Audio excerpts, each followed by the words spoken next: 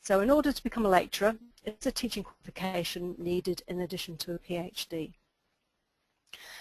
I think most universities now, once they appoint as a lecturer, will expect you to go through some form of teaching, of lecturing training, whether it's a new academics program. Some universities, I think Liverpool University, do have a particular qualification they expect you to take. And I think people are starting to formalise that more, so you've actually got something on paper that says you've been trained up. But in practice, I don't think that most universities would expect you to already have a teaching qualification. You wouldn't normally expect to have the equivalent to a PGCE, unless you were going for a lecturer position in a further education college. It's two quite different things. Ironically, our universities, you can become a lecturer without having had any teaching official training. But if you want to work in a further education college, teaching people maybe at sixth form or for HNC, then you do have to have further education qualifications for teaching. So hopefully that's sorted out. There's a question here from Claire about how far ahead of the thesis submission would you recommend applying for jobs? I think you should be sussing out the job market. You should be looking at the job market about 6 months before you think about submitting your thesis.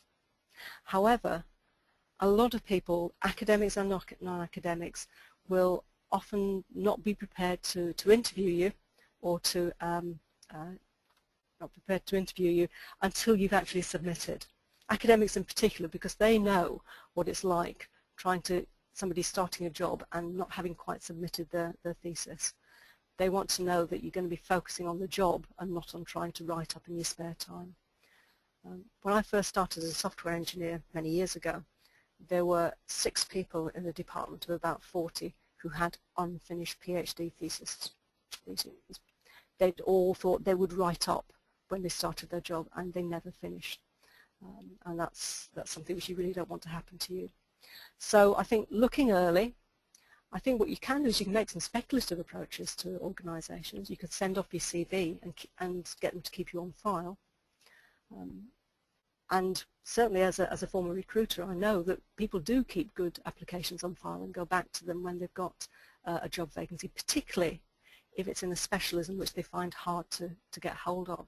So getting your CV out there maybe 6 months beforehand and letting them know approximately when you're going to be available can really do you very little harm. But in terms of actually getting a job and landing a job, you're probably going to have your thesis actually submitted before people are prepared to commit to saying that they will employ you. Okay, right.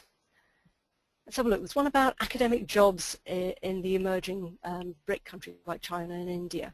Okay, let me read this. So after being offered one such job in a quite good Chinese university, some academics have warned me against the move because of the stereotypes, reputation, working against a return to UK academia, and the fact you might be doing teaching rather than lecturing with Chinese students.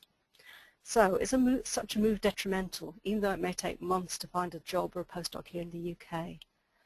That's a really interesting question, which Helen's put my way. She knows how to give me the challenging ones. Right, let me think. I think you'd have to be really clear about what you're going to get in the Chinese university. What is the role? Is it going to be a straight teaching job? What kind of experience are you going to get? What opportunities are you going to get to do research? I think that's absolutely critical, because if you want to make it in most countries, and certainly in the UK in academia, the fundamentals are about publications and research, publishable research. So it may be that you have to dig deeper than just say, well, it's a good university. What's the job at that good university?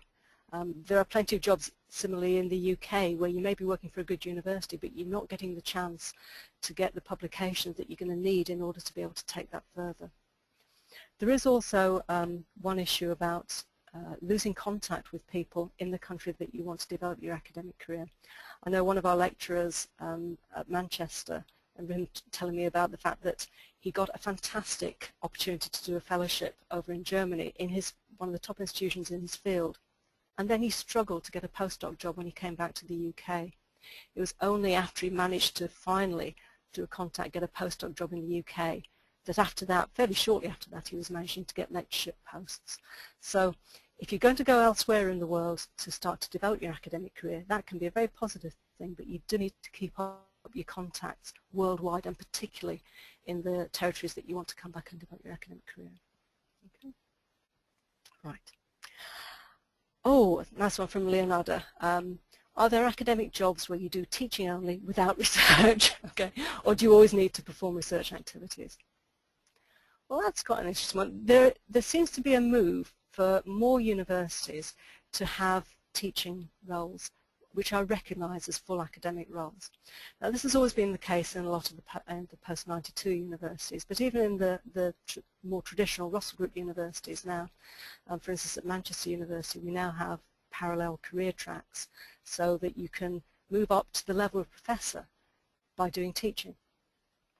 Now, if you're going to be moving on up through the ranks by doing teaching, you will actually be doing some research, but it's research about teaching in your discipline. So it may be doing things like looking at electronic delivery of teaching, or other types of cutting-edge research into teaching in your discipline. But predominantly it's about teaching. Excuse me a second.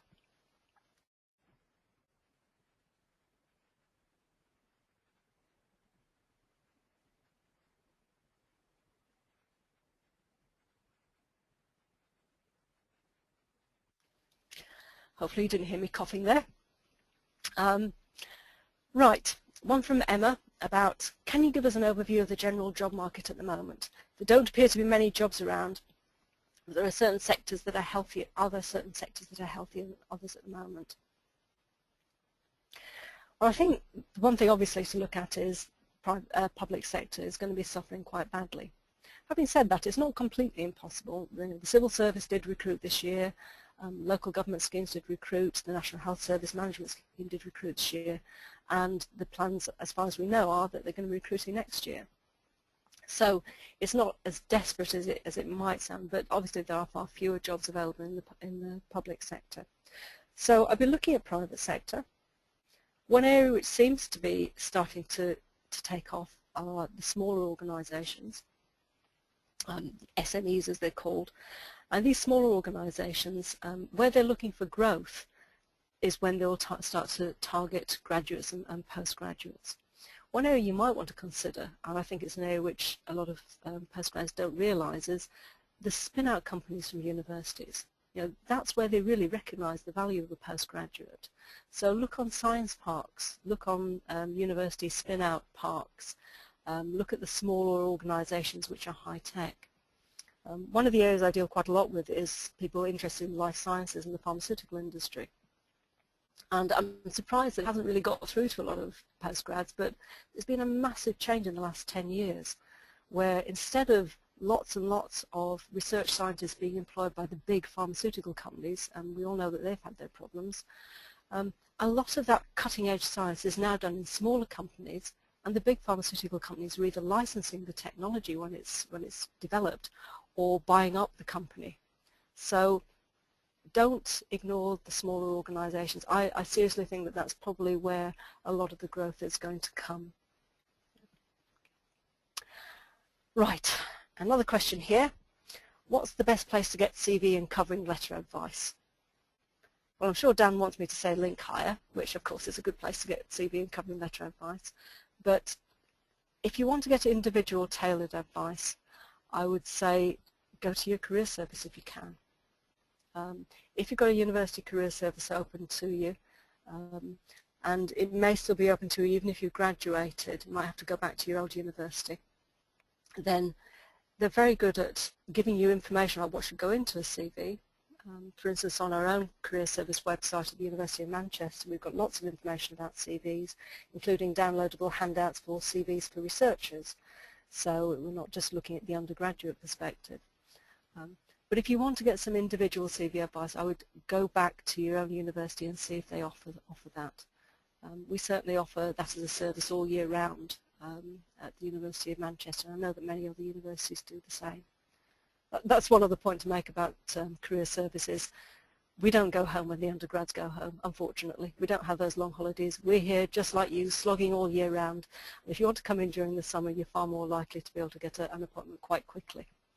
If you wait until the autumn, At Manchester we have over 30,000 students and about 15,000 wanting a job in any one year, and they all come in October. So I get in before October. Okay. Right. Got to say, which staff should be in my CV if I would like to apply for a postdoc? That's interesting. I'm not sure, Tarek, if this means that you're talking about who should be references, or is it to mistype which staff should be my CV? If it's which staff should be in my CV, then I would certainly be looking at your supervisor, maybe an undergraduate supervisor if you've had an undergraduate degree, or if you're already a postdoc, then looking at your current PI. If it's which stuff should be my CV, then probably refer to the previous answer about getting some CV advice from the University Career Service, or looking at the University of Manchester Career Service website where you can download our information on CVs for researchers. Okay. Right, I've got another question here which is about my research involved interviewing a number of people who I'd love to work for. Would it be okay to email them and ask them for a job? Oh, so tempting, isn't it? I think this is one where you might have to just think about the research ethics. You might have to think about how you got these contacts and what they signed up to allow you to do.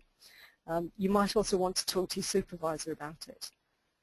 But it'd be so tempting, wouldn't it? You know, if you've actually spoken to people face to face, maybe rather than contacting them and say, I've interviewed you, can I now come and talk about whether you've got any jobs? Might be to give them some feedback on how your research has been going.